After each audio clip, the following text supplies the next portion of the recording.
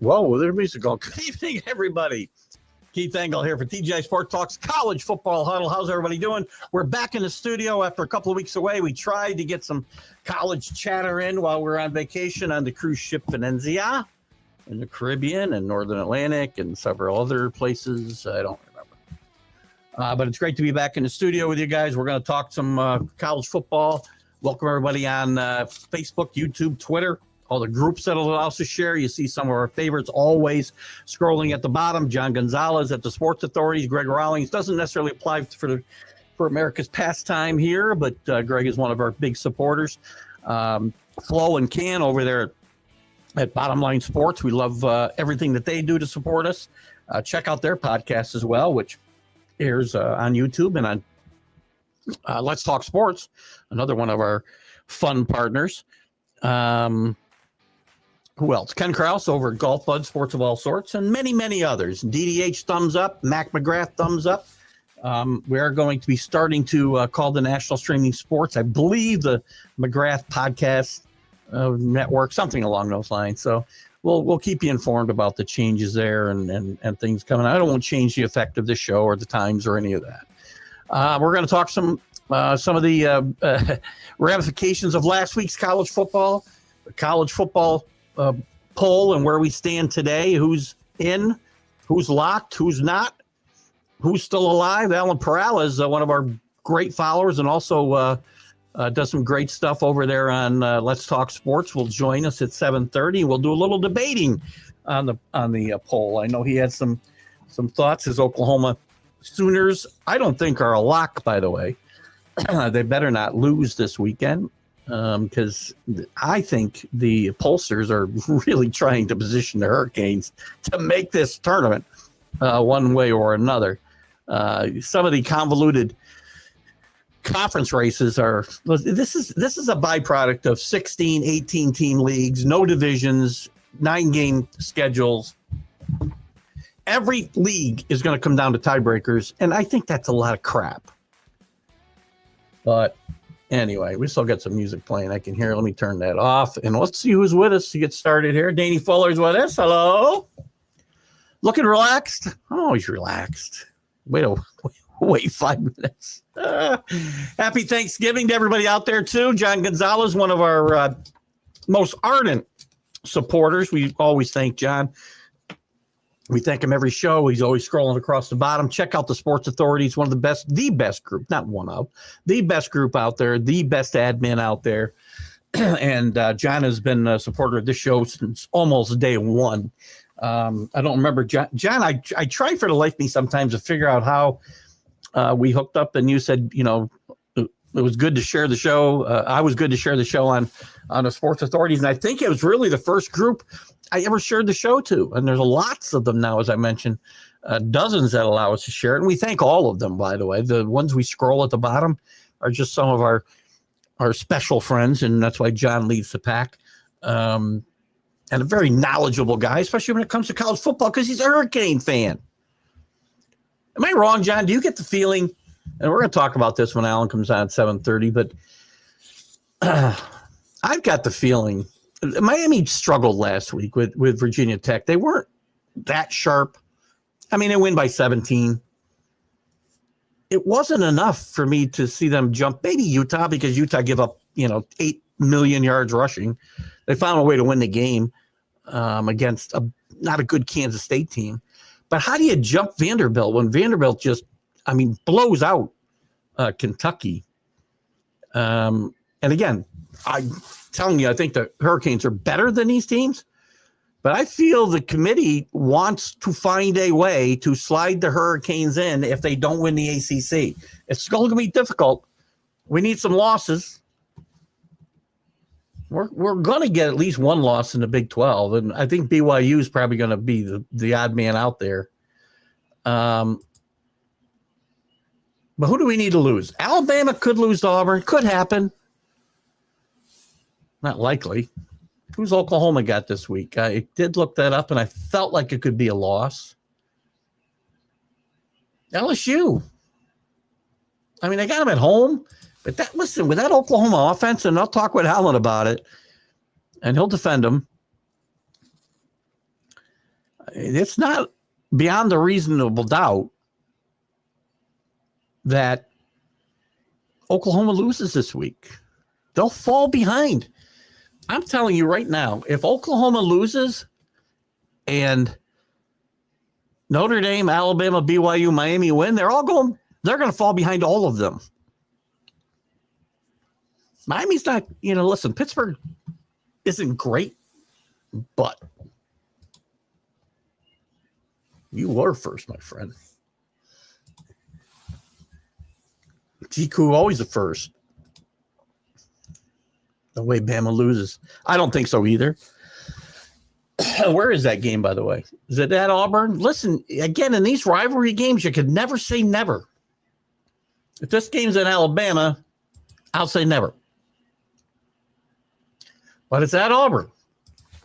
Stranger things have happened, Danny, especially in this season. Last week, in the last couple of weeks, really, everybody's kind of played to form, right? Nobody lost in the top 10. Nobody lost in the top 15. Yeah, you got to go all the way to USC to see a loser the last week. Oregon did a good job of taking them out. Oregon's best win of the year. It's funny. Oregon was the only team in the top 12, I believe. I believe all the ranked teams in the poll, the teams that would be in the first 12. And you got to remember, these 12 aren't getting in because you still got to slide in. Miami and BYU would be the first two teams out today. Don't forget that, because we got to have an ACC winner, and that's not Miami right now. Miami needs a win and any one of three combinations of two teams losing. Not going to happen. They're got to come in as an at-large. And you got the group of five, which right now, it's interesting. One of the interesting things about the poll, Tulane's the only team from the group of five ranked. You go to the AP poll, they've got three teams ranked from the group of five. And Navy just on the outside. Navy could still win the American. And there probably is still a scenario where the ACC doesn't get anybody. Games will get in. Hopefully, we stir things up. If they don't get in, John, they shot themselves in the foot. We know that, right? But as I saw these rankings the other night, the first thing I thought of was, why would Miami move up in front of Vanderbilt? And maybe I'm wrong, because, again, I was away. I think Vanderbilt was ahead of them last week. If I have that wrong, please straighten me out. I can't see how they move up ahead of Vanderbilt off of these two games I watched last weekend. Danny wants Jim Bora back. He's heading closer to home. He's heading closer to UCLA as he's heading to Colorado State. Listen, Jim Moore has done a really good job at UConn. He really has.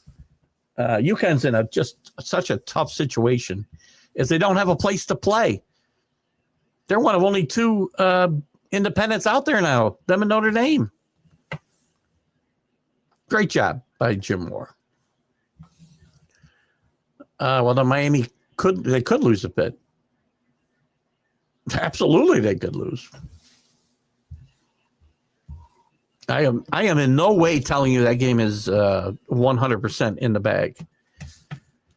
Miami just hasn't really put it together here in the second half the way they have. Carson Beck, to me, has been unremarkable the second half of the season, and certainly not earning the $4+ million he was paid to come here. Again, worth and earn, two different things. You're worth whatever somebody's willing to pay you.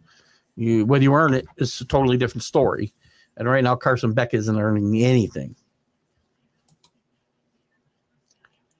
John Gonzalez with that Bruins. What they've had the last 15 years bring back Mora. Jim Moore didn't do badly, especially out of the gate at UCLA, right?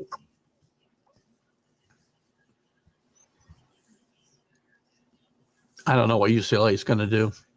You know, the other thing, too, we're talking about coaches. The whole Lane Kiffin freaking soap opera. You look at, I've stuck up for Lane a lot on this show. Lane Kiffin with his team on the precipice of a playoff. And I wonder if we're going to find out Friday after the game, supposedly, the Egg Bowl, you know, what he's going to do. And if he leaves, there's no way he's going to coach there like Morris, who's leaving North Texas State for Oklahoma State. He's going to coach out the season at North Texas. That's not going to happen in Ole Miss. I guarantee you Lane Kiffin is out of there. And you almost have to be because of and they've got to make changes to this. They've got to make changes to the early signing period for recruiting. They've got to make changes, I think, to the transfer portal. Still, they have to get pushed back because now this isn't the last coach we're going to see in a playoff position and potentially leave his school. Now, what's going to be interesting to me is if Ole Miss is let's just say they lose this week and Lane Kiffin leaves, Ole Miss is going to get dropped. I think if they want to be consistent, this committee, and I know it's not the same guys, they drop them out. You took Florida State out undefeated because your quarterback was gone. You're coming off a loss to Mississippi State in the Egg Bowl. And maybe even if they win, I don't know, Lane Kiffin's gone. Why can't I make a judgment that your head coach is gone and he's so important and so integral to your success, you don't deserve to be in the playoff? That's exactly what they did to Florida State 2 years ago with a quarterback. And again, Alan Perrell is going to come on with us at 7:30, and we'll talk the playoff poll and some other stuff. It would be interesting if Michigan beats Ohio State. I doubt it too, John. But again, did anybody expect Michigan to beat Ohio State last year? No. Has Ohio State been pushed? And I think Ohio State would probably be better off being pushed by Michigan, maybe even losing to them. I know that's heresy, but you saw what happened last year. Woke them up. And it's never good to lose. I'm not saying that. But it might be good for them to get pushed. And there are scenarios where Michigan can get into the final, but I believe Indiana would have to lose. If everybody stays true, Michigan upsets Ohio State and everything else stays on course, right? Meaning Indiana wins. They're not losing to Purdue.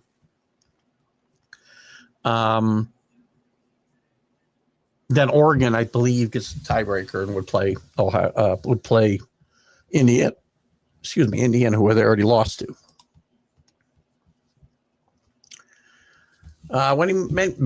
Many so-called experts wondering why Notre Dame, who lost to Miami, ahead of Miami, but hey, it only takes an eye test today. Listen, I don't know that they'd win by 21, Danny. I will tell you that Notre Dame's a better team today. One thing I do have a problem with this committee is, and Nick Saban said it, I believe, on game day last week, why are good losses better than wins? There's something wrong with that picture.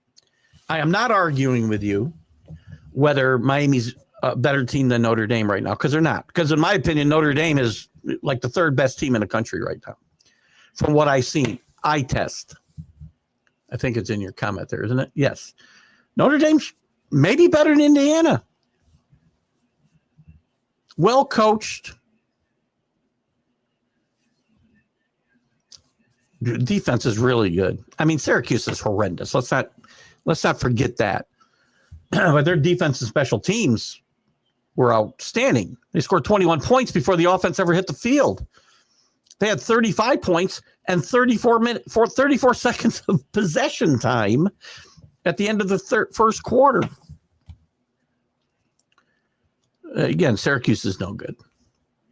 So I'm not arguing that they're not better. Notre Dame's better. I think both teams, when I look at the teams here, both teams deserve to be in. And why, again, do we count good losses? That counts more than wins. Why? All the games matter, do they not? And I'm not going to sit here and say that you beat them by 21. Miami losing to Louisville was a killer, absolutely, 100%. I mean, that was they should have won that game. Again, that's where Carson Beck really started to me. He has been the same player since that Louisville game. I mean, he had his moments against NC State. They need him to come up this week because, again, going on the road and winning is not easy. I don't care if we're talking about Division I football or the NFL. It's not easy. Need more athletic directors like Bo Schembechler. You want to go coach somewhere else, go now. Well, that's how many guys have stayed? Most guys leave, Danny. And that happened to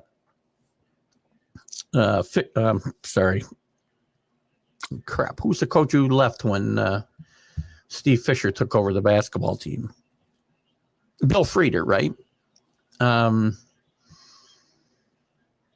But most college football coaches, if they take another job, they leave. I was shocked to see Morris was staying because you have to go and recruit now. You have to get recruits in. I believe the early signing period is like December 3rd, which I think is why Lane Kiffin will not be the coach at Mississippi. And I'm not saying they should. You want to leave, then leave. I think they need to move these these signing periods and the transfer portal periods back. I know all this nonsense about it, January enrollment and whatnot. Listen, it's a freaking multi-billion-dollar sport. They will figure it out. Lane should go to the Giants, Jen says. Maybe he will. Maybe he throws everybody. The thing about Lane Kiffin, it only stands to reason that the first coach who's in the playoff hunt and still in the championship hunt, the first coach, that would kind of throw this kind of wrinkle into it would be Lane Kiffin, the guy who got fired after 20 games with the Raiders, who got fired on a tarmac by USC and caused an uprising when he left Tennessee. I mean, Lane Kiffin's your guy, right? For wacky stuff. I think he's handled this horribly. I think Mississippi's not coming up with the money, or they already would have. You've seen other coaches in the same situation. And Lane Kiffin, by the way, is going to come out of this smelling like a rose. He's going to be the highest paid coach in college, no matter what he does. But if Mississippi was already, if they were going to sign him or give him the money that he wants, I think they'd have already done it. Mike Elko, locked up. Kirk Cignetti, locked up. Some of the other guys that have been talked about signed extensions.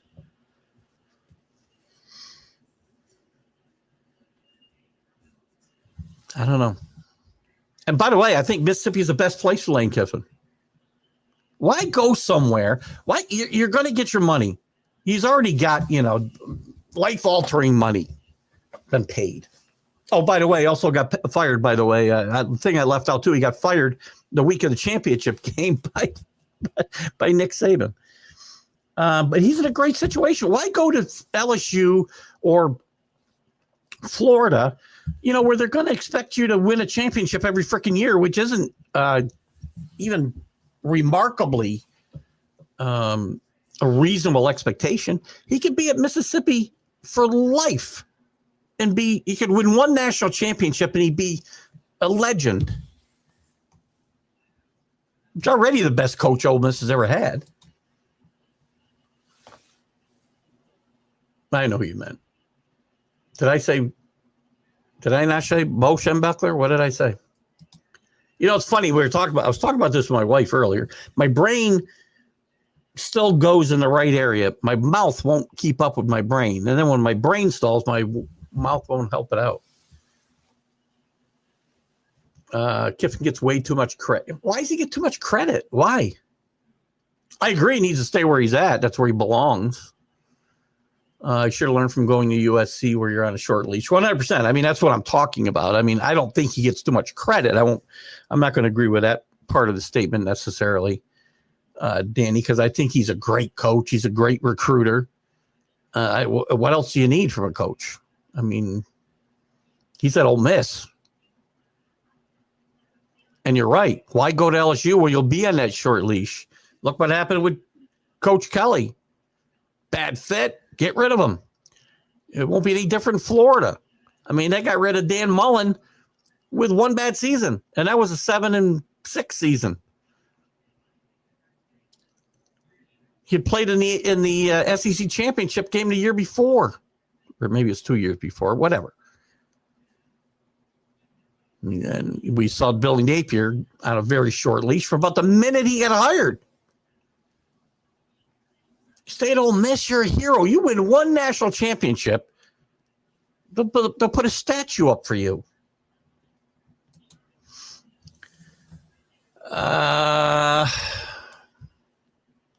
Probably, John. I think Mendoza's probably a shoe-in. The other quarterbacks have fallen by the wayside, except Pavia.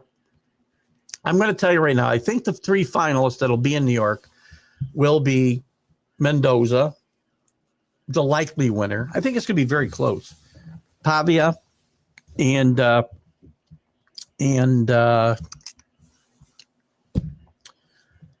the running back for Notre Dame,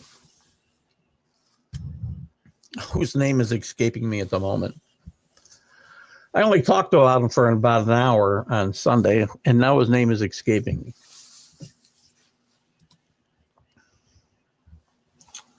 I think you're right. Keith, Notre Dame is top three, if not second best team in college. Could be second. I mean, I want to agree with you about Ohio State, Danny. I really do. But the problem is, I haven't seen them beat anybody except Texas. And that, again, we're not counting those games, right? That's what you kind of told me a minute ago. We don't count those games because they got played too early in the year. I'm not sure if that's what you meant, but again, I think that's what happens. I think those games that happen in September, I don't know why Ohio State's playing Texas. I don't know why Notre Dame's playing Miami. If we aren't going to count those games like they never happened, at least when we're comparing head-to-head resumes, right? I will tell you, speaking of resumes, I don't know if I'll have a chance to get into it. The Athletic did like a blind resume thing today, I think with like 5 teams. Maybe it was more. To compare just numbers, right? Who should get in, who shouldn't. And Notre Dame didn't get in with 2 of the guys that were doing the picks. So that's interesting. But I do think they're the third best team in the country right now, at best. But I got to see guys play. I got to see teams play. I can't tell you that Ohio State's better than Indiana until they play. I think they are. I think Notre Dame's the third best team. I think they beat Indiana. I'm not sure if we get a different result, they play Ohio State, but we'll find out. Hopefully we'll find out. Let me get through a couple more comments. Well, we got a lot of them. I'm going to try to blow through some comments quickly, and then we'll bring Alan in, who I know is probably going to disagree with some of my thoughts about the poll, excuse me. Danny's entered the transfer portal. ASU Frieder, I thought that's who you were talking about. Gonzalez, I would have to pay to go somewhere in the portal. I'd pay you, Danny. John and I agree. See, John, we don't just disagree. Lately, we've had some disagreements, I understand. Since the whole Joe Namath thing, I've been a little on John's bad side, but I'm trying to come back. What to say? Lane's dad was a legend. Monty was a great defensive coordinator. Yeah, Jeremiah Love. That's what I don't know about Jeremiah. I had Love in my head. I was afraid to say it. Thank you, John. Not Jordan Love. Michael. How are you, Michael? I can't get through these comments. I want to get Alan in here. Definitely agree. Monty was a great coach for sure. Coach Whitlane, I believe, at USC. I want to know what bowl game you think Boston College goes to. Thanks for coming in, Scott. They're going to the game up here at Shenandoah. They're going to be playing Shenandoah High School. And I think Shenandoah is a 7-point favorite in that game. Harpy's 79th birthday at Art Shell came out of Maryland Eastern Shore College. Great offensive lineman. Pretty good coach, too, by the way. Oh, no, they count games just for losing teams, not the teams that win. That seems to be what happens. Why do losses count more than wins? Let's see. Ohio State is only, Ohio State has only lost one game in the last 2 years. So far, you are what your record says you are. That's fair.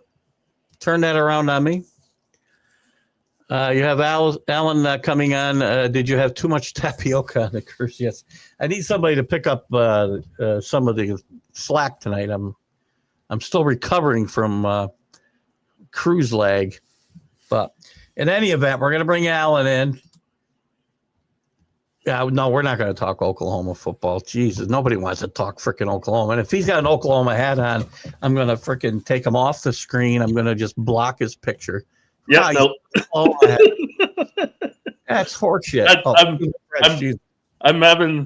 I have to do the mix because Dallas plays tomorrow, and of course we play LSU on Saturday. We're not going to talk about either one of those teams tonight. So, how are you, Alan? Good to have you with us. I'm doing good. It's great to be back. It's been a while. It has been a minute, and I know I kind of, I tend to be a little hard on your team, and I should get you in here to defend yourself a little bit more. But, listen, I've talked a lot this first half hour, and even Sunday before the new poll came out. I talked a lot early that I don't know why I feel this, but this committee, first of all, they put way too much emphasis on good losses over wins. I don't understand that rationale at all. Although, again, in the Notre Dame Miami, which is the one we always hear about, Notre Dame's a better football team. I agree. They're third best team in the country in my mind. But this committee seems to want Miami to get in because they move them up off a mediocre game against Virginia Tech where they let them hang around. And Vanderbilt just demolishes Kentucky. Am I wrong that they jumped Vanderbilt? Because, again, I was away. I think Vanderbilt was ranked ahead of them last week, one spot, and they jumped them this week. I think the committee's looking for a way to get Miami in. They're trying to get that narrative to where, hey, if chaos plays out, we can put both Miami and Notre Dame in the playoffs, so that way everybody shuts up about it. And again, I agree with you. I really like what Notre Dame's doing, but I think other than the eye test, their resume doesn't tell me that they're one of the 12 best teams. Other than the eye test, I love what they're doing offensively. I agree with you. I would have Jeremiah Love in the Heisman conversation. Well, yeah, but the resume doesn't always get you in. And we saw that with Florida State 2 years ago. I mean, they deserved to be in a 14 playoff, and they didn't get there because their quarterback got hurt. I mean, that'd be consistent. And it's always been like that with the committee, right? There's always one exception, one buck to the rule that they try to find. I mean, they're trying to express the good losses, but yet the number 10 team in the country has a loss to a 5-5 Florida State team, which, if we're talking losses, we can't ignore that. Obviously, the reason why Miami's lower than what people think they should be is because of that loss to Louisville, potential loss to SMU as well. That's not a worse loss than the Florida State game, though. That's not. I would argue that Miami probably should be ahead of Alabama right now. I think they should be. I agree. Because they again, you're saying you're not valuing the wins, yet here you are saying, "Oh, Alabama beat Georgia, so they should be in the top 10." They're contradicting their own statements sometimes, and it gets frustrating dealing with this committee because, you can make a great case for the top 4 being the top 4 because Georgia only lost to Alabama.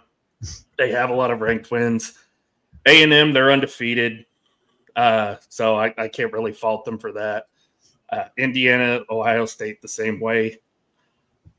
To me personally, Keith, the most dangerous team is not even an SEC or a Big Ten team. It's Texas Tech. I love what Texas Tech is doing right now. In fact, you gave your Heisman finalists. I think I agree with Mendoza and with Love. I think the third one is Jacob Rodriguez. Yeah, I would pub though. He doesn't have the pub. Pavia's been the poster boy for like 6 weeks now. So which is why they've been letting Jacob score touchdowns on offense to try and boost that. And and of course that game day in Lubbock helped him too. If they get into the Big 12 title game, that's a boost in his favor as well, because there's going to be a national media watching that. Is that the last day of the vote, or I think it is, isn't it? Or day after, maybe. I think so. Yeah, the title games. Yeah. So if they get into the Big 12 title game, people are going to be watching that. It'd be interesting if we have a Heisman finalist race where there's only one quarterback in it. Mendoza's probably going to win it by default at this point, just because of what he did against Penn State. But all the other quarterbacks took themselves out of the race. Moore took pretty much out of the race. Your quarterback took himself out. Well, injury helped that, but he hasn't played well since he's played okay. He hasn't played Heisman worthy since he came out. We know Arch's struggles. So all the quarterbacks fell away except for Mendoza, who rose from kind of not nowhere, but at least as far as these other guys.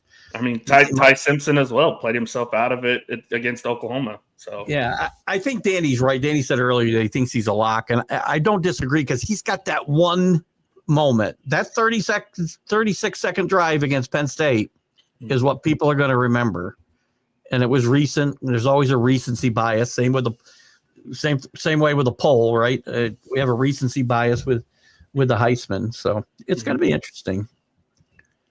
And what hurts Love's case is that Notre Dame doesn't have a conference title game, because your last opportunity to make an impact is 100% is not a good team. So whereas with get that chance either, because he's not going to play in his, right? So no, I don't think so.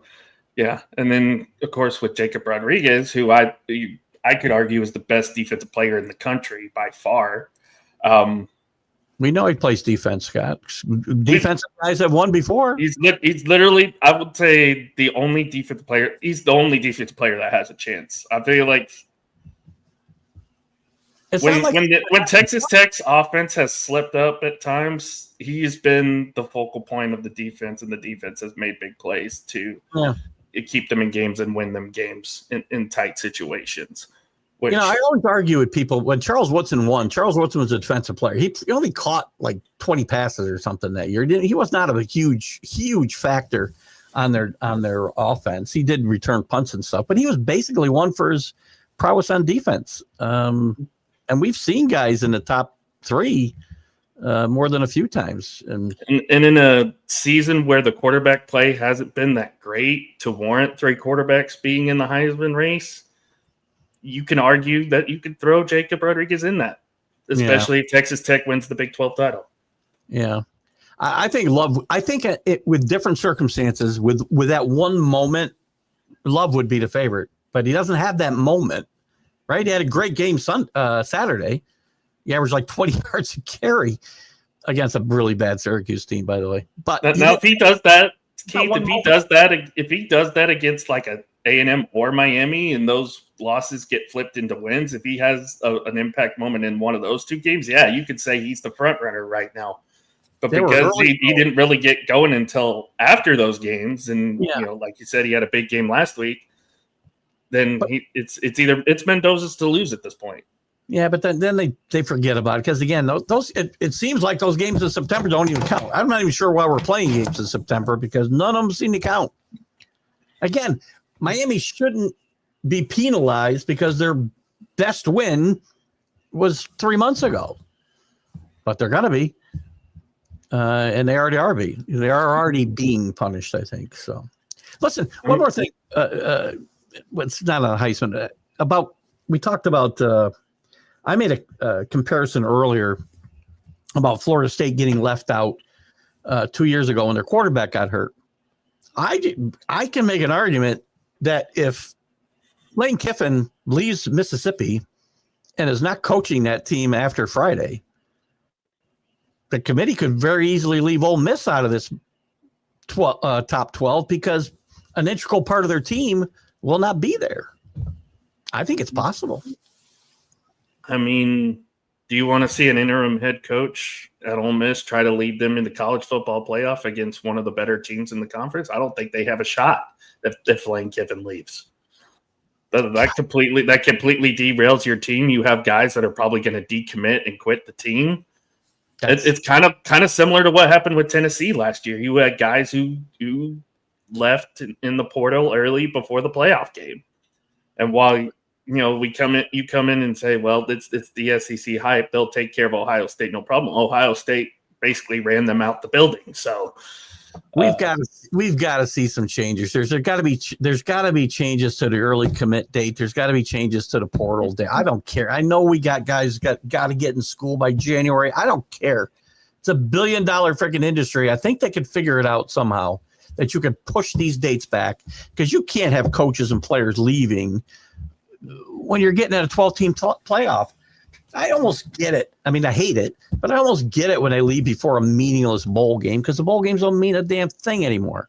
Are they quitters like, I get on Rick for saying? Yes. But something's got to change with the whole structure of the timeline of what happens here in college football. Or this is going to become a mess year after year after year. I mean, North Texas, Morris is going to go coach Oklahoma State next year. He's staying, but that's the aberration. That's not the rule. And you're going to see a lot of that, especially with the group of 5 teams, right? I mean, the hot coach is always going to be up for a job, and you're going to have those teams go into a playoff, like you said, with an interim coach. Mm-hmm. Well, what's going to hurt it too is that if Lane does leave to go to LSU, where does that leave Ole Miss?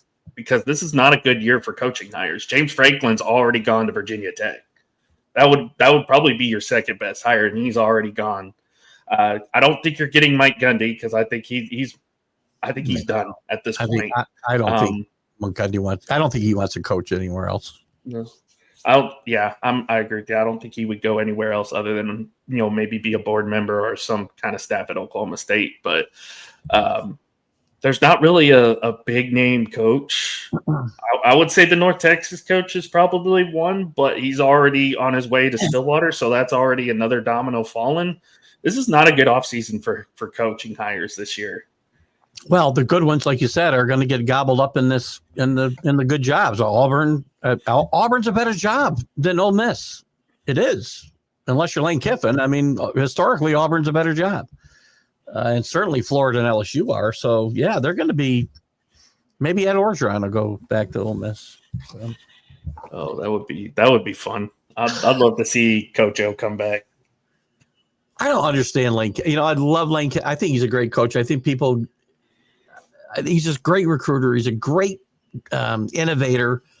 Maybe not the best game day coach all the time. He might make some bad, game management decisions, but I think he's a really, really good coach, and he should stay at Ole Miss because he could win one national championship. He might go to one national championship game and he'll get a statue, and he could be there for life.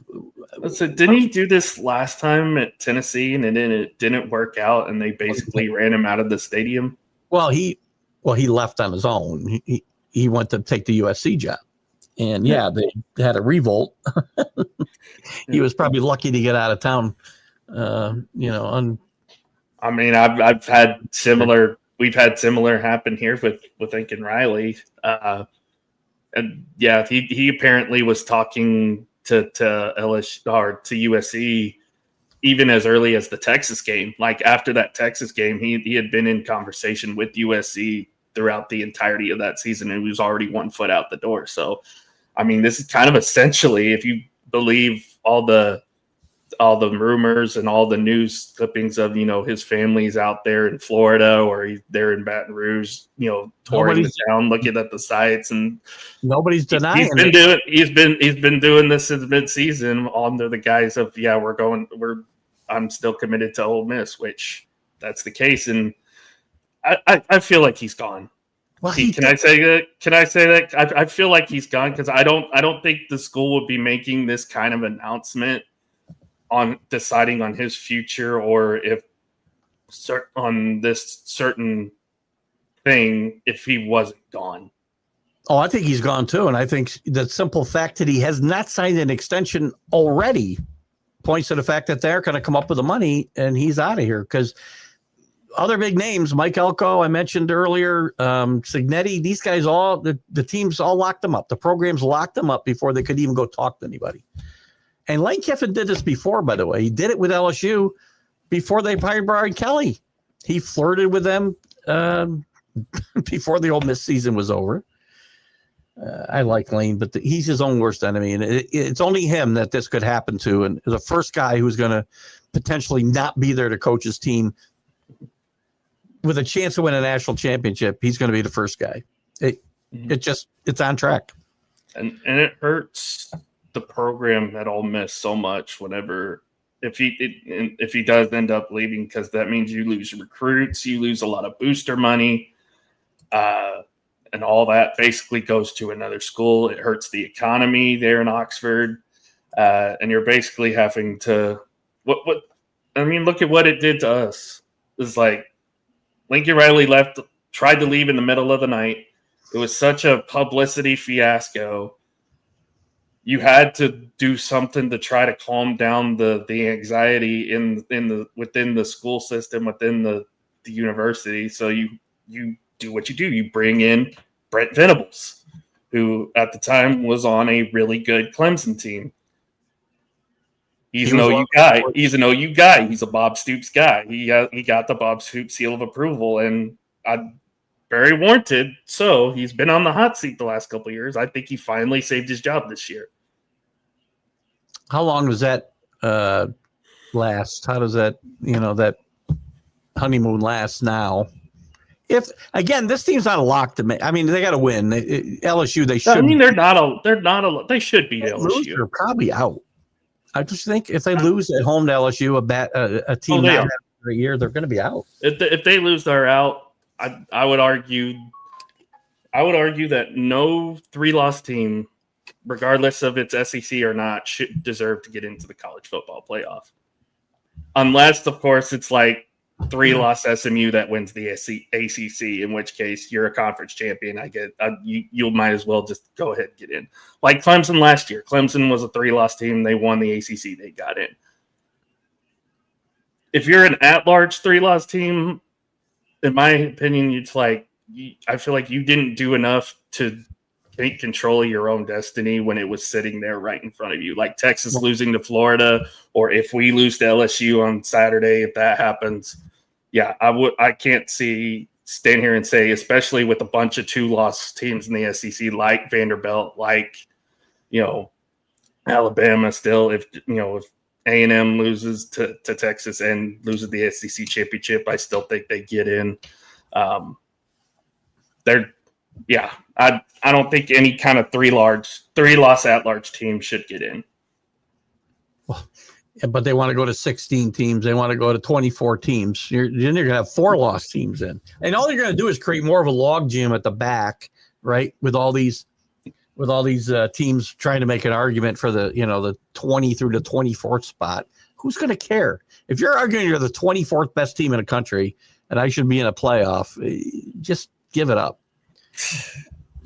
I'm still for, Basin Bob, go ahead and sue me. I didn't come up with this idea. I didn't steal it from you. I like a 16-team playoff with all the conference champions getting in. All of them.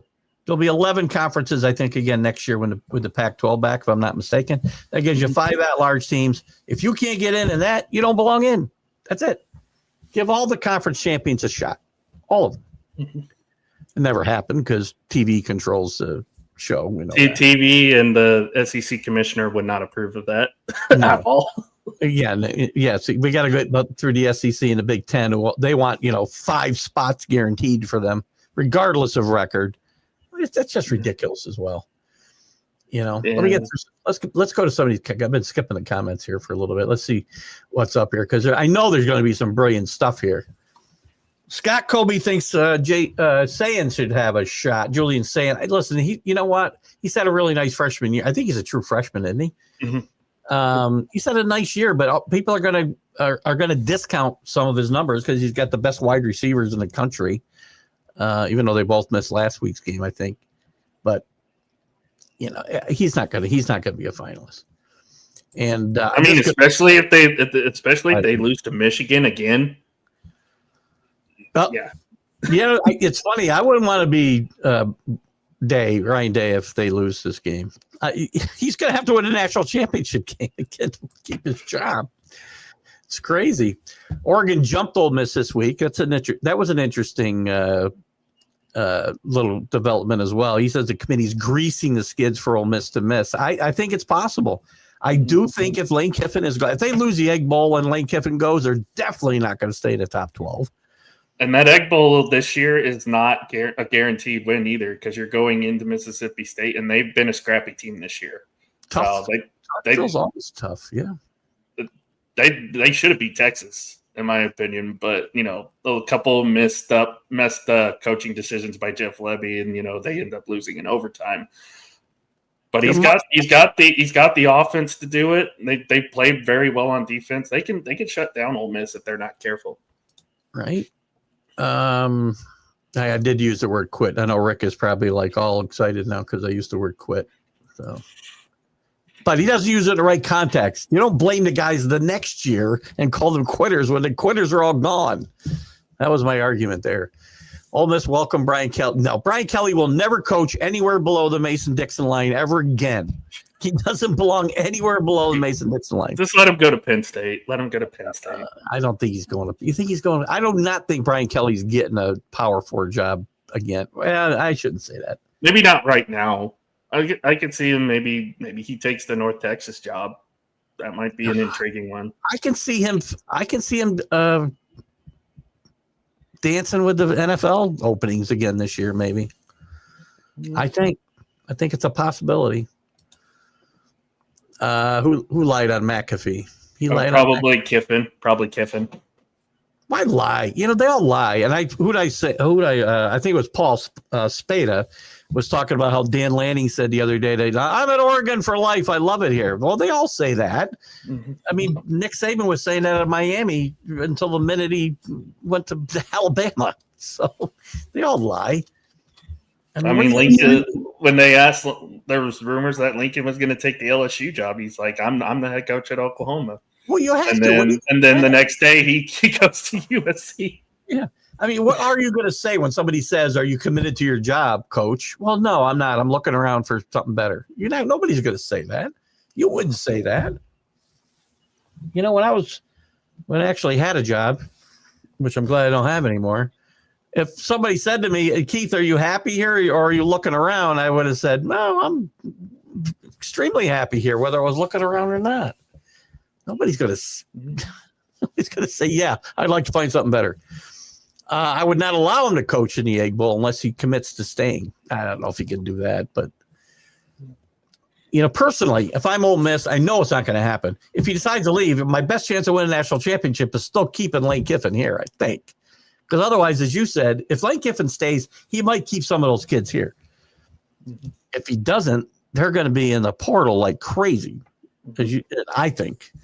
I mean, look at what it's already done to Penn State and Oklahoma State with the coach firings. Now that James Franklin's no longer there, they've already lost a lot of recruits.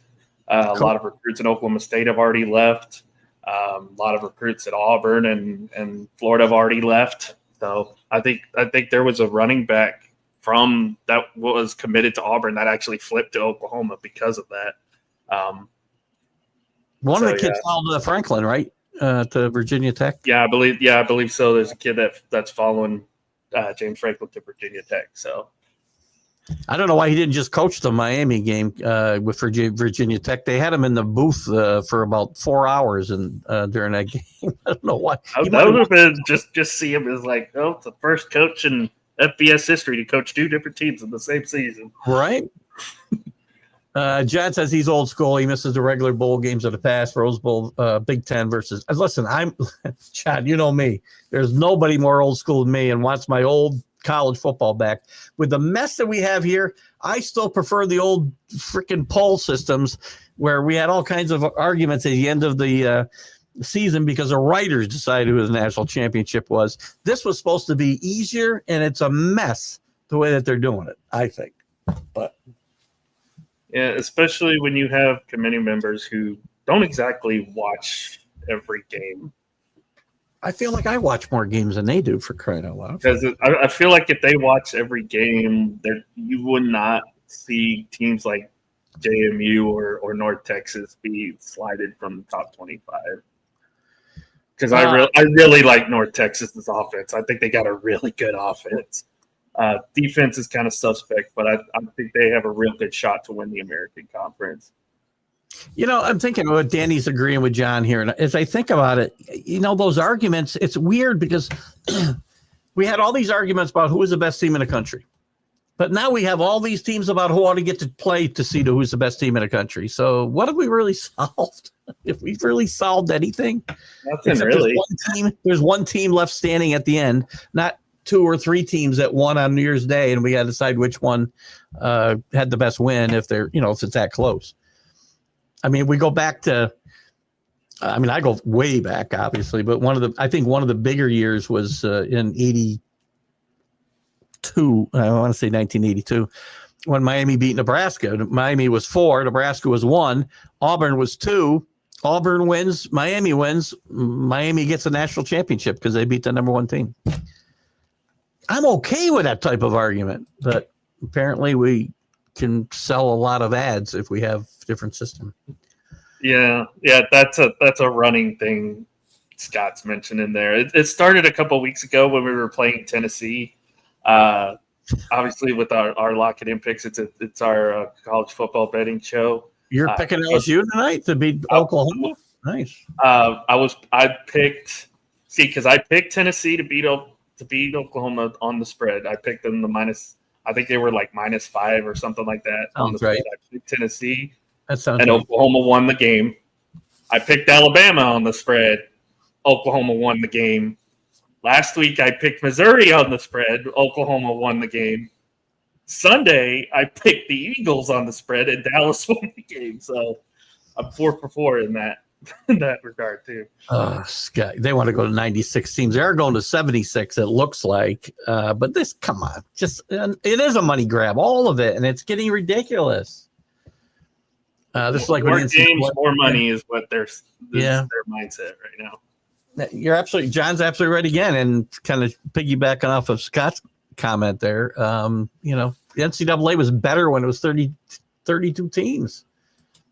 That's what I was going to go here. Well, actually, it's a good place to segue. Let me just see what this is first. Dr. Tom Osborne, those are the days. They were a great coach.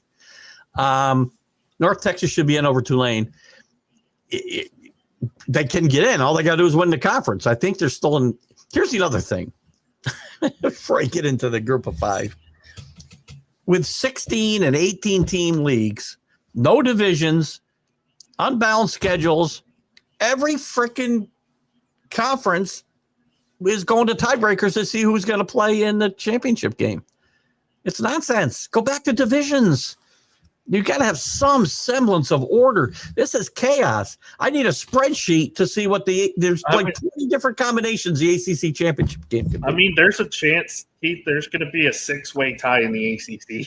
Yeah. Potentially. Which I think works for the Miami. I'm not sure. They need to win, and they need 3. There's 3 different combinations of 2 teams losing. They need to beat. I think the simplest one is they need to beat Pitt and have Virginia lose to Virginia Tech. No, they need another. They need SMU. They would get a rematch with SMU in the title game. No, they still, even in that one, they need a second team to lose. I got it here somewhere. Hang on a second. Did I get rid of it? Shit. Maybe I got rid of it. Yeah, there's 3 different scenarios, and each one of them, 2 teams have to lose. 2. That's not good. Which I think in this case, it would be beating Pitt, which they're a 1-loss team. Here it is. And then either Virginia Tech or SMU lose.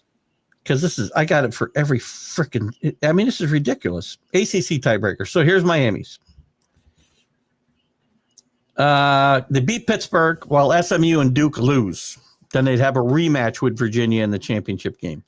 They beat Pittsburgh while SMU and Virginia lose, setting up a matchup with the Duke. Good grief. Beat Pittsburgh while Virginia and Duke lose. And so every scenario, they've got to have 2 losses. And that's not SMU's not losing to Wake Forest. I don't know. Who's Duke playing? I don't think I even put Duke down on my list. I want to say Wake Forest. No, Wake Forest is playing Duke. SMU is playing Cal. Yeah. Yeah, SMU Cal. And Virginia's got Virginia Tech. Nobody's losing those games, I don't think. So Miami's path is at large, and Scott talked about greasing the skids for Mississippi. That would be one of the dominoes that the Hurricanes need. Maybe Oklahoma, maybe Alabama. Again, Danny said they can't lose to Auburn. They're going to Auburn. They could lose. I'm not saying they will. Here's the thing about that. My hot take, I think they do lose to Auburn. That's a hot one. The thing is, they struggle against good running teams. I mean, go look at the Florida State game. Xavier Robinson had a big game against them a couple weeks ago. They struggle against fairly good defenses, which Auburn's a fairly good defense. And last I checked, one of the quarterbacks on their roster had 131 yards rushing against Alabama last year in an upset win. So that being one Jackson Arnold. So he's been in this situation before. And I feel like what Auburn's going to do is they're going to utilize both quarterbacks. Yeah, you're going to utilize both quarterbacks because both quarterbacks have the ability to run the football. And I would say just throw them both out there at once, because then you'd have an Alabama defense who, honestly, they're not as good as people think. That would confuse them a little. It would confuse them a little bit. Well, there's been some teams that have done that, not for entire games, right, but a different spot. I feel like SMU did it a little bit last year. We put 2 quarterbacks on the field at the same time. I think Utah did it a few times this year as well. I was trying to get, and I haven't been able to get there because I keep this like the Sunday stream of consciousness right now. The Group 5 is kind of so wide open. Tulane is the highest ranked team, the only ranked team in the playoff poll, but there's 3 of them ranked in the AP poll. I think it's very telling, and I thought this when you made a comment a couple of weeks ago about the doomsday scenario of no ACC team getting in there, which, by the way, could still happen. If chaos reigns on Saturday, there could be an ACC team left out. It's unlikely, but it could happen. But I think it's very telling that the committee, and I don't like that they do this. They don't show you any rankings they have past 25. And I think they should do that. So when a team slides up, like they would have done somehow in your doomsday scenario previous, I like some transparency when they kind of slide somebody up there all of a sudden. I think it's Tulane or North Texas gets in. I like James Madison a lot, but I don't think there's any scenario where, by the way, one of these teams is getting in. Navy's still alive too, by the way. They could still win the American. And they had 44 points in the AP poll, so they're not that far out of top 25. Navy could win the American, still lose the Army, and still get into the college football playoff. Yeah, because that game's a non-conference game. I think the final poll's out before that Army-Navy game is even played, right? Yeah, so they would be locked in regardless of what that result against Army would be. So that'd be interesting. I still think it comes down to North Texas and Tulane. I think that's the most likely. Again, I think I saw the scenarios. I believe the most likely is North Texas against Tulane, and the winner of that's going to be the highest ranked team in this college football poll. Do you disagree? I know you're a big James Madison guy. Yeah, I think the fact that James Madison doesn't have an AP opponent this year, right, kind of hurts them a little bit. Their only Power 4 game they played, technically 2 because if you count the Pac-12's Washington State, but or Pac-2's Washington State, but their only Power 4 team they did lose to in Louisville. Although it was a really competitive game, if you go back and watch it, they did play very well against Louisville in that game. So they did. What's see, Danny, you tried this last time, and what happened? Alabama lost. Danny's swamming it here. Flo's with us tonight. Hello, Flo. How you doing? He hopes Alabama wins. Why would he hope Alabama wins? No, he said he hopes Auburn wins. Oh, I'm sorry. Why would you hope Auburn? Who's hoping Auburn wins? You are. Actually, that'd be good for you. I'm sorry. That would be good for you, right? That would be really good. I mean, honestly, I think regardless if Alabama wins that game or not, I think we'd still be in if we beat LSU. So if you beat LSU, you're in. You're not dropping from 8 to 14, or even 12. That's not happening. I don't think. Well, maybe you drop. If you win, you're not dropping. Who's going to jump ahead of you? Although the committee seems to want Miami to get in. That's got something to watch. Here's the thing: you have Auburn beat Alabama. Obviously, if it's BYU, Texas Tech in the Big 12 title game, I still think Texas Tech is the better team. That would drop them out. That puts the scenario where you have Miami and Notre Dame right next to each other. Yeah. And now you have to take head-to-head into consideration, and you have to put Miami ahead of Notre Dame. Otherwise, it's not a good look. The committee has virtually said bad losses are better than good wins. I'm sorry, good losses. But if you're right next to each other, if you have that scenario where you have, let's say, Notre Dame 10, Miami 11, you have to put Miami over Notre Dame. If they're if they're right next to each other, and they've even said this on camera too, it's like they're not in the same competitive grouping. Well, guess what? If Alabama loses to Auburn and Texas Tech wins the Big 12, that puts Miami right next to Notre Dame. And that puts the committee in a spot where they may not have a choice but to move Miami above Notre Dame at that point. Otherwise, it may create chaos. No pun intended, but I don't know how to tell Scott I found a new partner for the bocce tournament at the home, so maybe this was the best place to break it to you. I feel bad now, Scott. What were your own personal? I know you like to rank them yourself. What was your own personal rankings this week, Alan? Curious. I mean, the top four I agree with. Ohio State, Indiana, really good. A&M hasn't lost a game, although it's still there. If there's one team I have no faith in this top 12 right now, it's Texas A&M.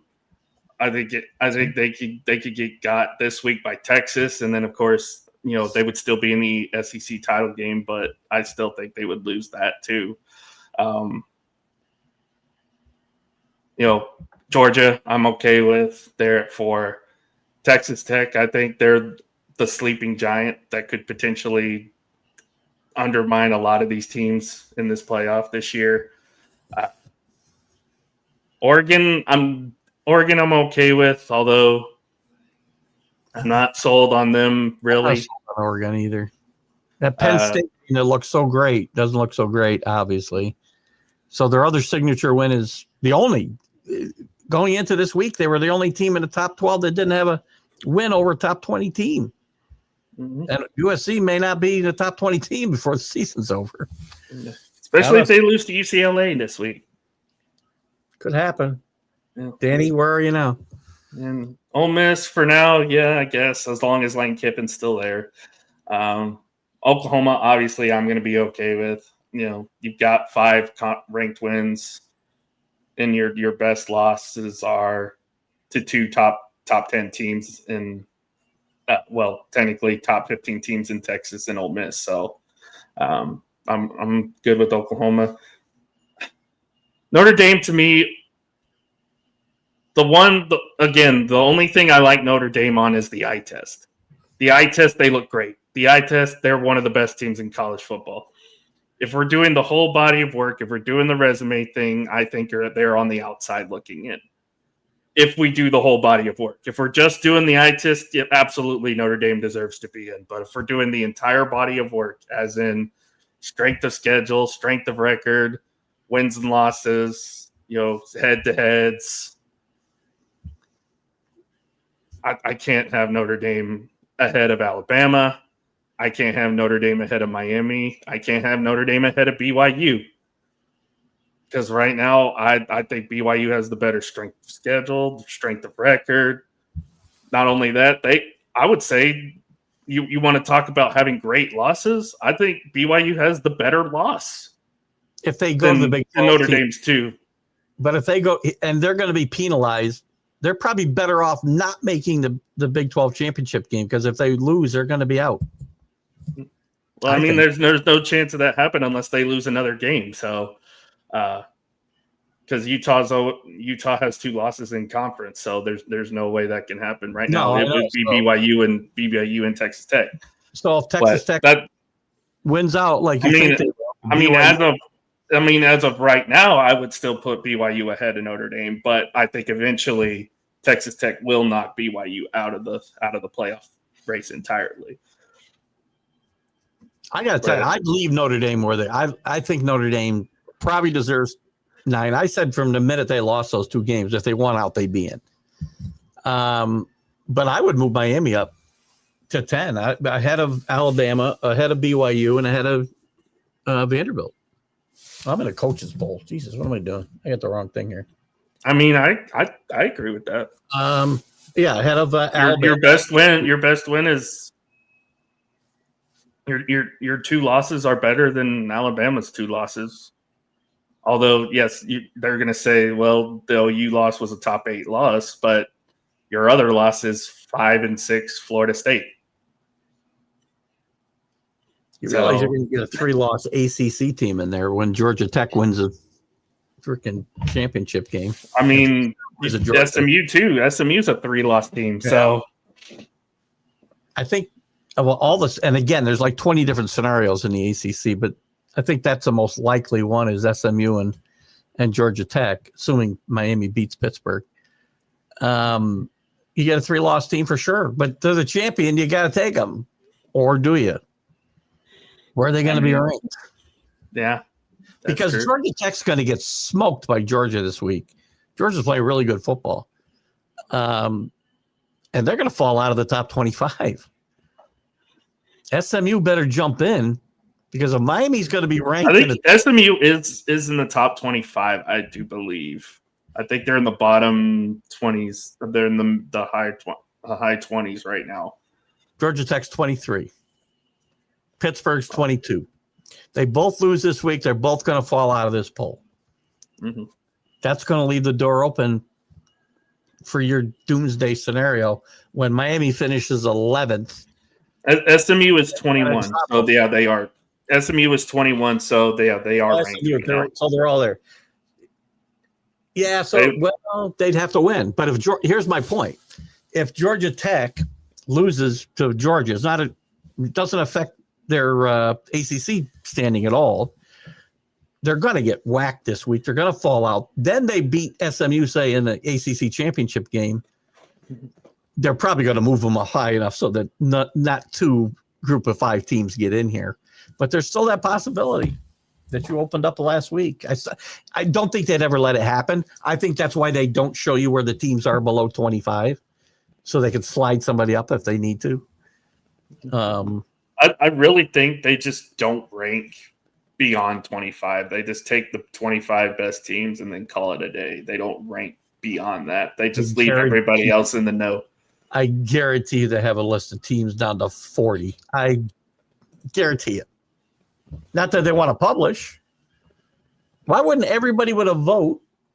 Well, they don't. I don't know how they vote because we don't see the points or anything. So I don't know exactly how these are tallied, right? We don't know how far 9 is ahead of 10, right? We don't know that. Supposedly, they break these up in groups. Like they take the first 4 teams and rank them. Then they take the next 4 teams and rank them that way. And yeah, then but they take no way to know how far you are away from getting into that next group. We don't know. That's all in their secret head vault. It's whatever they decide is the best thing at this point, I guess. Listen, Flo's got a great point here, I think, too. The committee wants Texas in. If Texas beats Texas A&M, they're going to have a chance.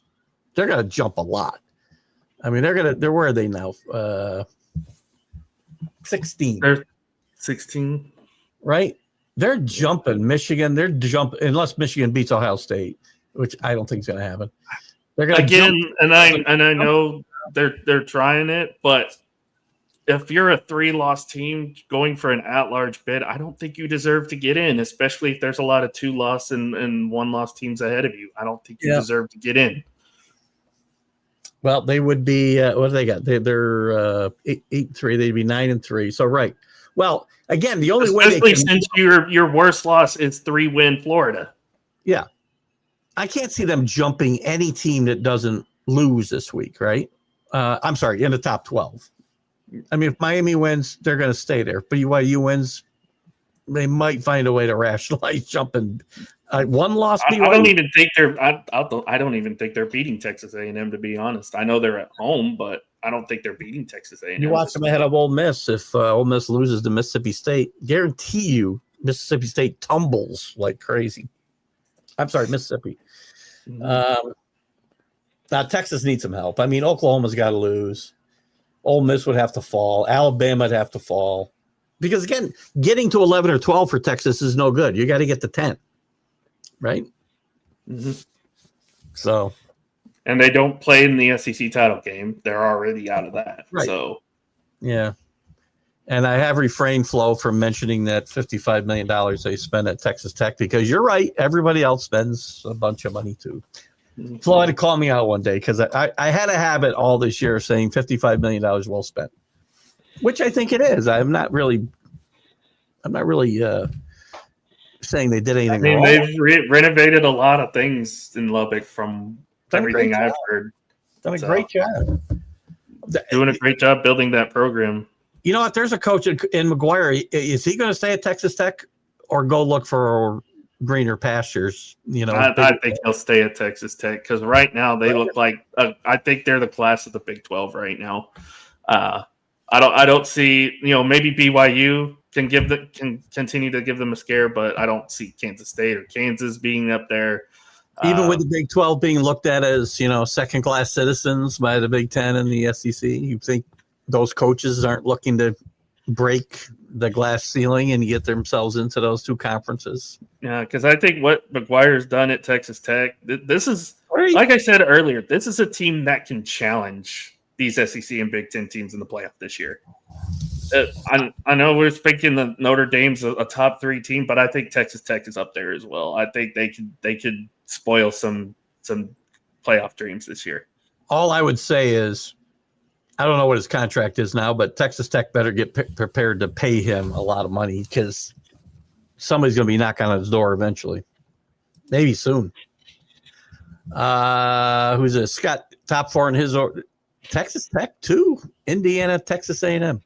Georgia's got to be in the top 4 in my mind. Georgia's playing as good as anybody in the country right now. I said earlier in the year that, they were lucky to get by Tennessee and what was the other game they struggled? Was it Alabama? Was it Alabama they struggled with? They lost to Alabama. There was another team they got by just barely. Maybe it was Vanderbilt. But anyway, I think Georgia's playing now as good as, again, right this minute, as good as anybody in the country. So here I looked this up. Here are the top 4 teams defensively in points per game. Ohio State, obviously, 7.6. They're number 1. Kind of a surprise team that I don't think that they would be able to crash the playoff, but San Diego State, who's 9-2 right now, is the second best defense points per game wise in college football. Technically alive for that group of 5. And then 3 and 4 are Indiana and Texas Tech.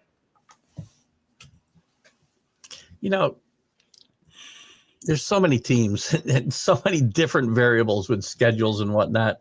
I have a hard time putting a lot of faith in, per game averages of defense or offense, and because there's just too many variables who played who and who didn't. But I've watched a couple Tech games this year. Both of them were big games. One was against Utah, and then I believe the other one was BYU, and they pretty much dominated both of those games. So I think they can. I think they can do the same thing to if teams aren't prepared for them.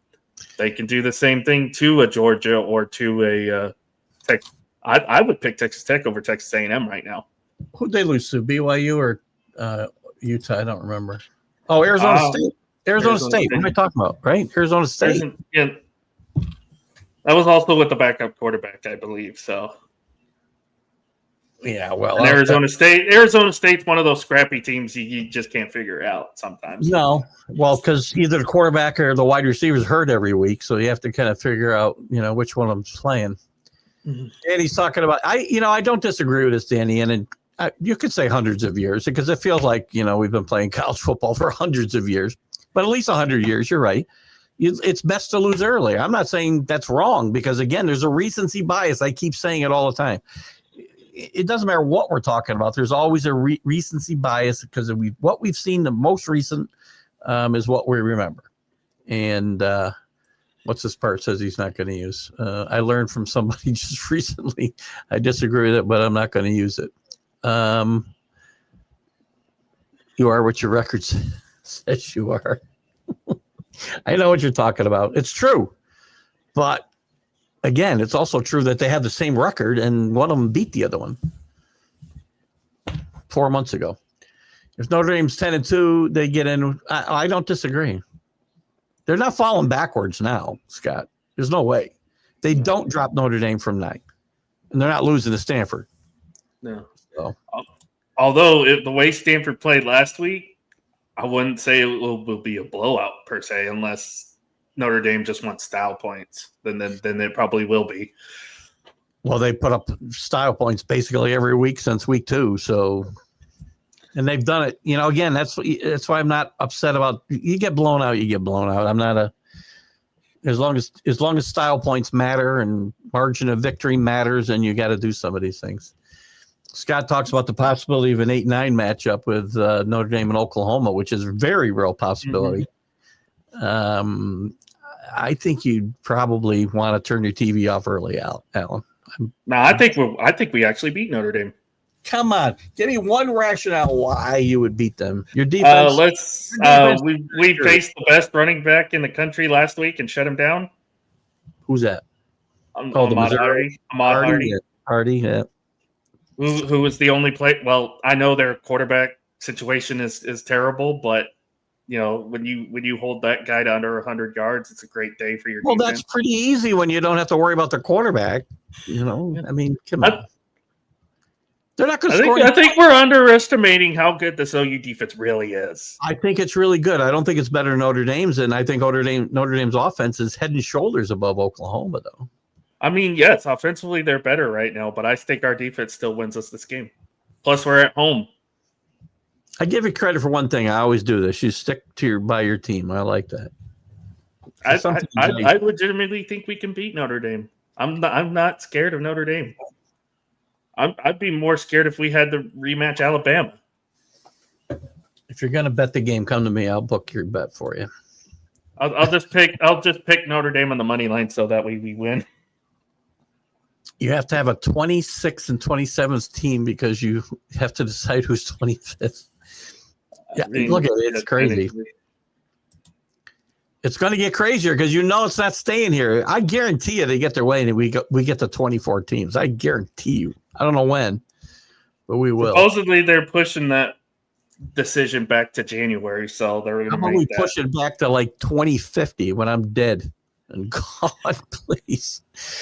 If you're in the SEC and you have 3 losses, you will most likely get in. I don't disagree. No, I can't. Not even the SEC.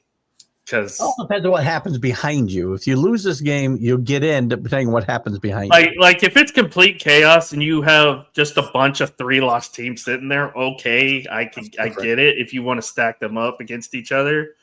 But if you have a bunch of 2-loss and 1-loss teams ahead of you still, there's no way I could put a 3-loss SEC team ahead. Because to me, that just says you didn't do enough to earn it. If you have 3 losses, you didn't do enough to earn that spot.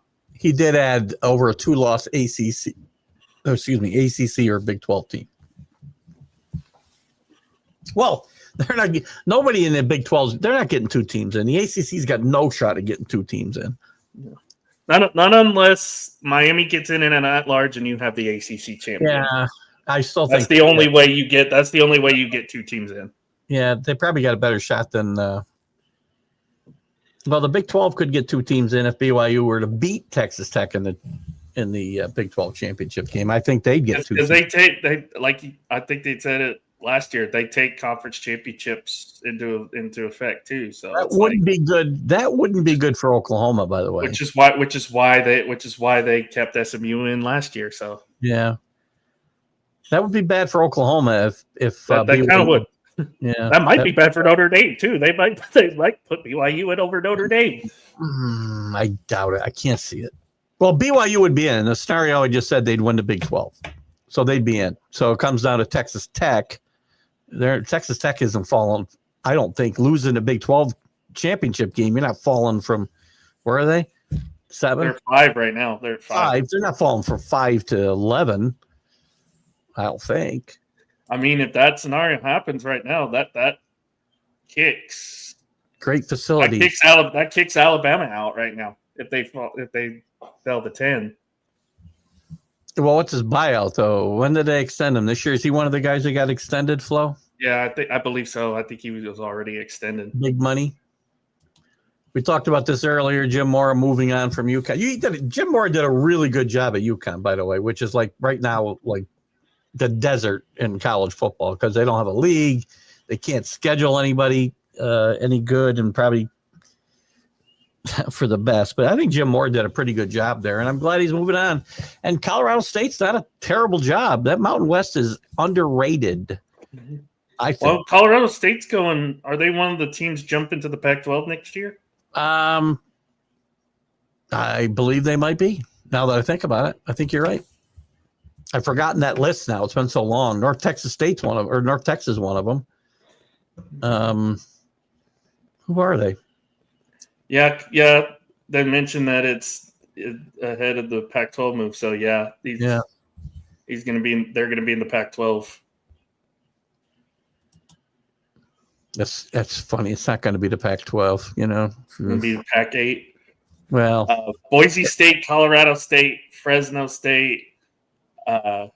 Oregon State, San Diego State, Utah State, Washington State, Texas State, and basketball-wise, Gonzaga. Yeah, right, Gonzaga. So it's not Colorado State staying in the Mountain West. Won't be as good as what it was, that's for sure. No, they are moving to the Pac-12. Colorado State is. Oh, they were on that list? They were on that list? Yeah, the Mountain West takes a beating there. Jeez, good grief. Both basketball and football, they take a beating. I know they've also rated below them, which, again, if we just go through the whole scenario, would take all night. Scott kind of talks about what I mentioned with Notre Dame. They can throw the ball, and their defense is better than Oklahoma. I said at least as good. I at least gave Allen the fact that they were on par. Scott, we have a show later tonight. Don't make me steal your pudding cup, sir. Scott, by the way, this stat is not right because they were up 35-0 with 34 seconds of time of possession at the end of the first quarter. They were up 21-0 before they touched the football on offense. Mm-hmm. Maybe I'm wrong. I'm pretty sure. Syracuse is. I don't know what happened to them. I was in a 60-degree pool in Florida when that was happening, so I could be wrong about this because a lot of me was frozen. It was 21-0 before they even touched the ball on offense. Yeah, so. I think it was 35-0. They had 34 seconds of time of possession at the end of the first quarter. I could be wrong. Scott's usually pretty good there. I could be wrong in that. So there's McGuire's 6 years, $26 million. I went to Perth. The math is $4.5 million or something like that. Sound right? Yeah, 2022. Yeah, I believe. Yeah, flows right on that one. That's not a lot of money when Auburn comes knocking on the door. That's not a lot of money. That's true. You know, I don't know what his buyout is, but although if there's one SEC job I wouldn't take, it would be the Auburn job. No, I'm just using an example, right? But those teams are going to come calling eventually. Maybe not this year, but they'll come calling eventually. And you're not going to have that many. How about Ole Miss? They're going to pay him twice that if he were to go Ole Miss if Lane Kiffin left. I'm just saying. I think you're going to have to pay him more than that eventually. So, what helps him though is Jerry Maguire's a Texas Tech grad. Maguire's a Texas Tech grad. He's from that area. He's from Lubbock. He's a hometown hero there. Oh, and that helps them out tremendously in the fact that he's going to want to stay there. I hear that all the time about him. I hear it about Clark Lee. I hear it about Dillingham. But how many tens of millions of dollars is that worth? I would argue, Keith, I don't know if this is a hot take. I would argue hiring Kenny Dillingham over Lane Kiffin for LSU because I think he fits the program better. I think that's a good hot take. And I think, listen, I don't think Lane's smart going to either one of these programs because the leash gets, Danny mentioned it earlier. When he went to USC, he already had this situation where the leash is going to be a lot shorter than it is at Ole Miss. And I just don't think he's a good fit at either one of these schools. He's a great fit where he is. He's making a mistake. You know, we're talking about Lane again right now. James, welcome. Good to see you tonight. And do you have breaking news that he signed with LSU, James, and your team? James, I haven't even asked you if you want him to be your head coach. I'm not sure how the LSU fans feel. I did talk to some LSU fans actually on my cruise, and they're not all enamored with the fact that Lane Kiffin may be heading their way. Yeah, Scott and I do a baseball show with a certain LSU fan, and I'm sure he doesn't want Lane there either. So, it was a great. I personally think Kenny Dillingham's a better hire because I think he's a better fit with the culture at LSU. But I think he's a more stable guy, right? I mean, Lane's just kind of, he's quirky, and I don't know how well he's going to fit at either one of those. It's always going to, especially with the media drama he had this year, like, saying teams were, doing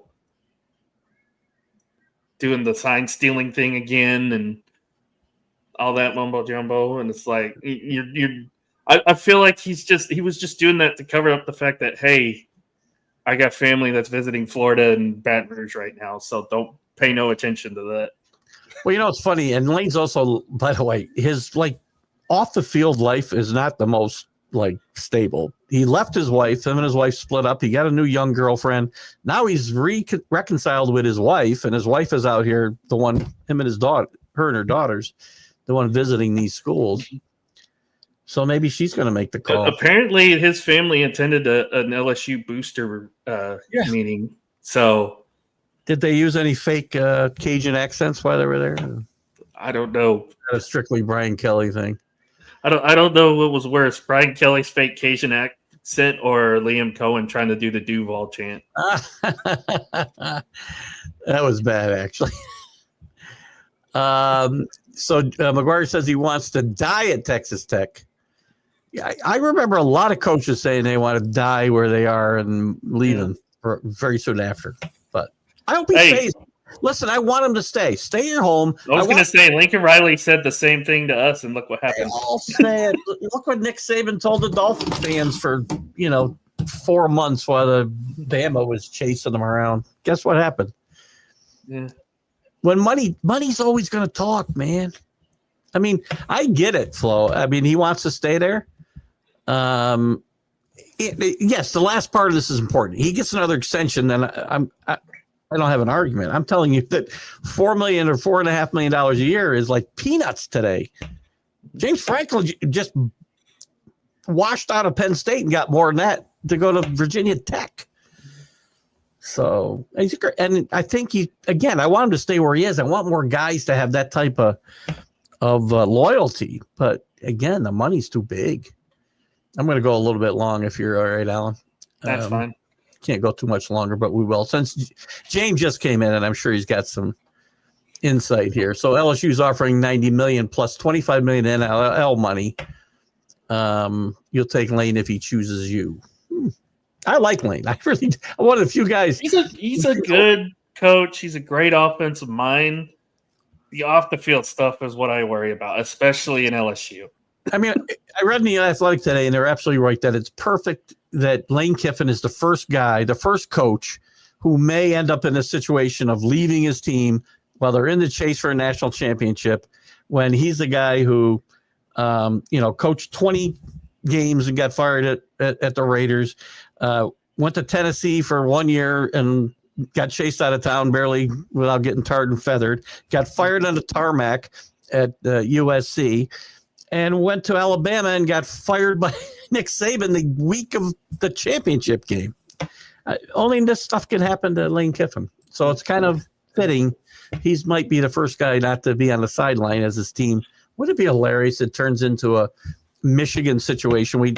And before your time, Alan, we talked about a little bit earlier when Bill Frater, the basketball coach at Michigan, took the job at Arizona State, and he planned on staying and coaching his team in the NCAA tournament. And the AD said, Bo Schembechler said, "No, you're out of here today." And Steve Fisher, his assistant, took the team all the way to the national championship in basketball. So it'll be very interesting if that happens. It'll be interesting. It depends on who their interim is going to be if that does happen. Scott, if you're betting Columbia basketball, you and I have got to have a conversation, man. That's our thing on Lock It In. We like betting small schools, especially in basketball. We need an intervention here, I think. I'm pretty sure. Our thing is our team show is Hawaii football, and then we bet against Green Bay college basketball.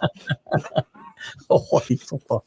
You're the only two guys following Hawaii football that aren't actually in Hawaii. Guaranteed. Hey, they actually haven't been bad this year. Hawaii hasn't been a bad team. They're going to finish in the top half of the Mountain West this year. So not a bad team this year. Yeah, Rick is one of these Lane Kiffin haters. And he did make some bonehead calls there. I said before, his game management sometimes is lacking. I can tell you though that he's very innovative. His game management almost cost him the game against us. He's a great recruiter. He gets great athletes, man, and he's always going to have really good teams. Is he going to win a bunch of national championships? No, but if he wins one at Mississippi, they build a statue for him. Mm-hmm. If he wins one at LSU, they're going to say, "Well, when you win the next one?" That's just generational money wherever you go. He's going to be the highest paid coach in college football, no matter what. Stay where you are. It's where you belong. But it's unlikely to happen. It's less drama than when you go to a team like a Florida or an LSU, because they have that history and that expectation of, hey, we need you to come and fix this program so we can be on top of the conference again. Yeah, well, the leash is very short. Ask Brian Kelly. Ask Billy Napier. Ask Dan Mullen. Ask. Oh God, who did I talk about? Who won the national championship last with LSU? Ed Orgeron. Ask Ed Orgeron. Mm-hmm. He won a national championship. He was fired less than 2 years later. I mean, obviously there was some other stuff going on there, but Ed had less miles before him as well. Les Miles, another great example. I mean, LSU, I think has James. I'm sorry. I think we've talked about this. I really believe LSU fans have an zealous opinion of who they actually are in the world of college football. They're a great program. They're not a blue blood. They're not Alabama. They're not Oklahoma. We talked about this a few weeks ago, right? They're not Nebraska even. Nebraska's not relevant today, but they were blue blood for decades. They're not USC, again, down at the present time, but these are programs that won for decades and decades and decades. LSU had good football programs, but they didn't start winning national championships until recently, relatively recently. And they fired all three. One left. Yeah, Saban left for Miami. Yeah, Saban left, but the other two guys get fired a couple years after they win. I don't know what they're thinking about there. And then you hire a guy who, this was the worst fit possible, right? That guy should not coach in the South. Over under 4 years on Kiffin at LSU. Under. Yeah. Under. Yeah. I mean, LSU football is kind of the mecca there in Louisiana, though, right? Because the Saints aren't that good historically, other than take out 2009.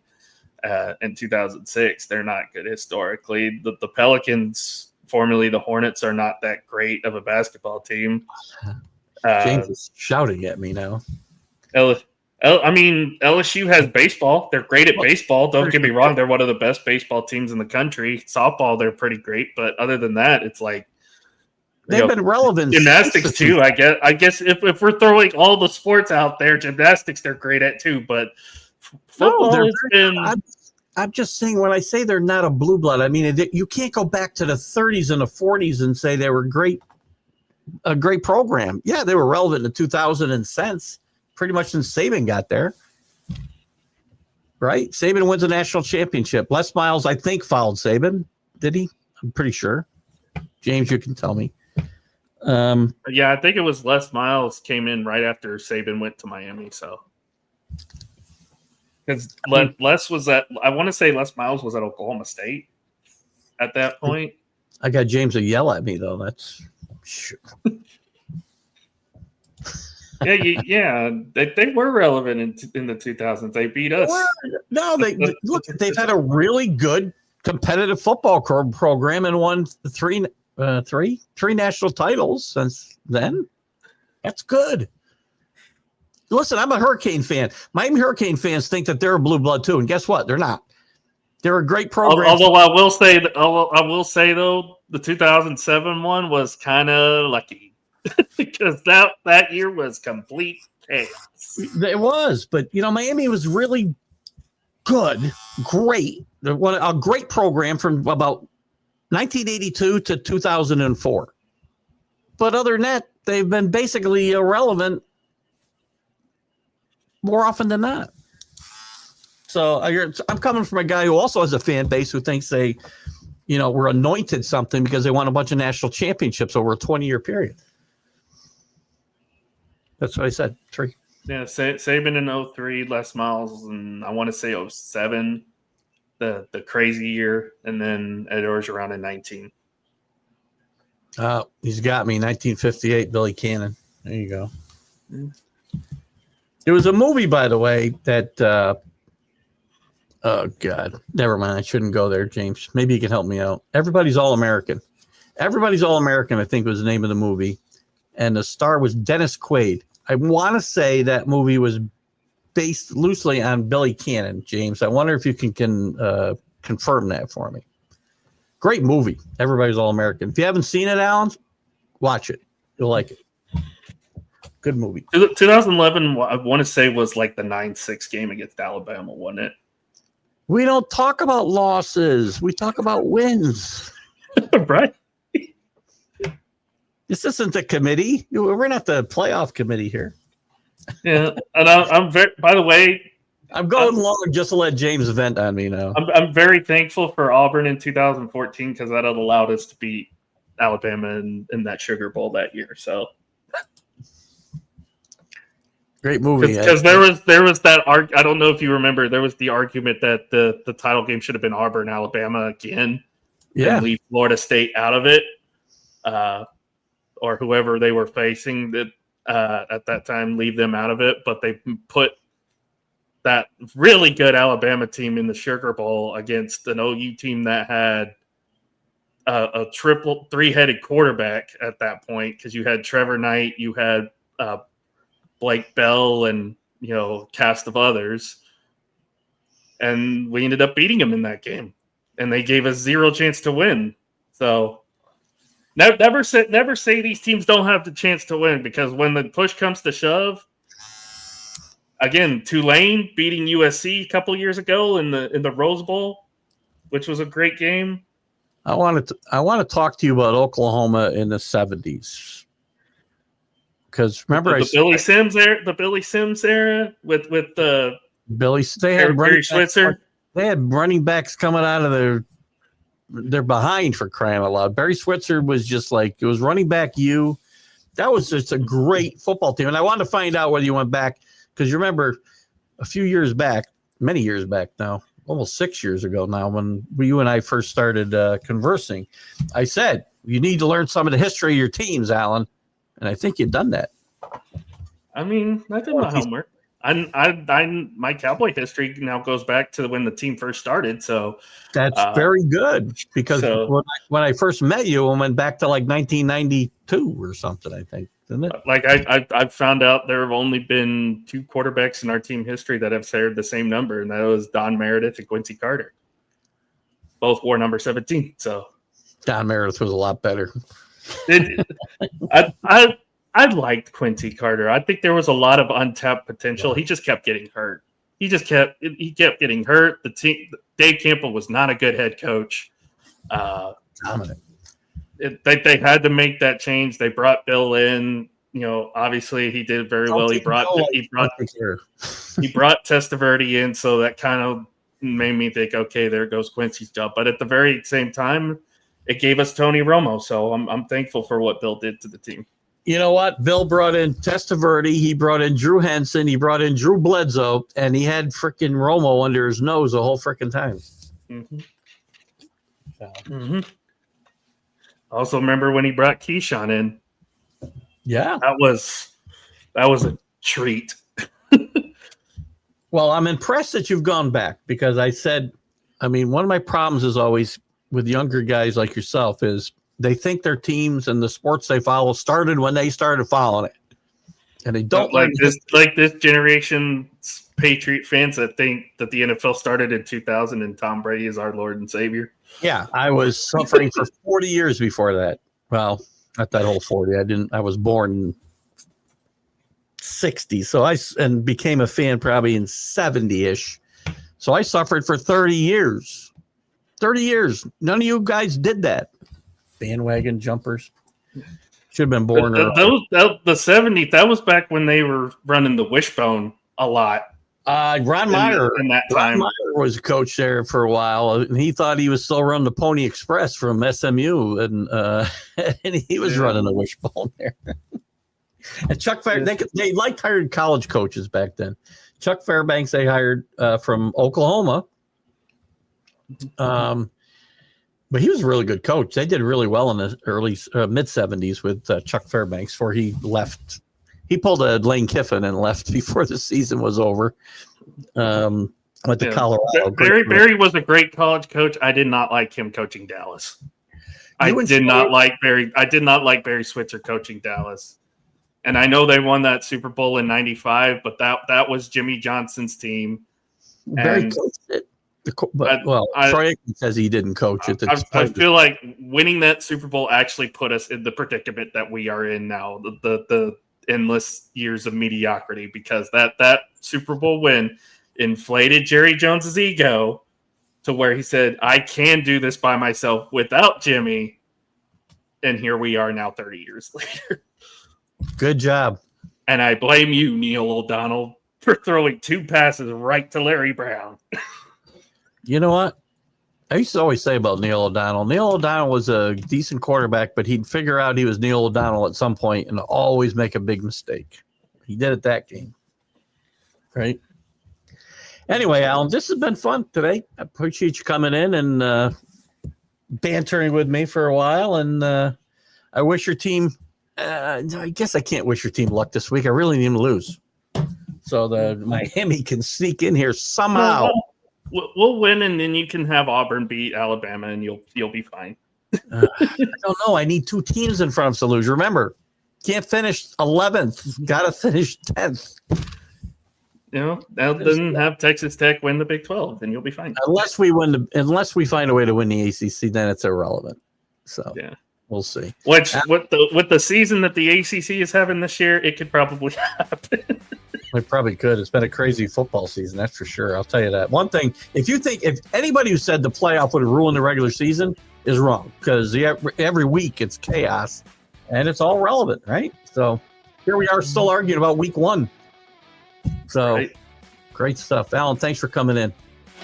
Hey, guys, thank you for having me. That's been fun. Guys, I appreciate you all for coming in tonight, and Alan for joining me. I'll be back on Friday with Jack and Keith's Weekend Playbook, and we'll have, I think we're going to do maybe an MLB update on Friday afternoon, and of course the Sunday Stream of Consciousness Sunday morning. We'll catch you then. Catch Alan's stuff. Alan, give yourself a little plug before I go. Sorry about that. Give yourself a little Yeah, plug. you can find me on Let's Talk Sports if you want to check us out there. I'm also on Rec Room Sports Hub on YouTube if you want to check us out there. We're going to be doing our Lock It In Thanksgiving special tonight. We're usually what we do with that is Saturdays we cover college football, Sundays we cover NFL. But since it's Thanksgiving and there's a lot of games between now and Sunday, we're going to cover every sport pretty much. So college basketball, NBA, baseball, if there's college baseball still, which I don't think there is. But yeah, college football and NFL as well. So we'll be talking about that tonight. But yeah, and you also find me on X at April30. And if you're one of the few that's on TikTok, you can find me there too. So Scott Kobe won't be there tonight. He's looking for a new bocce partner. Guys, have a great night. Bye-bye.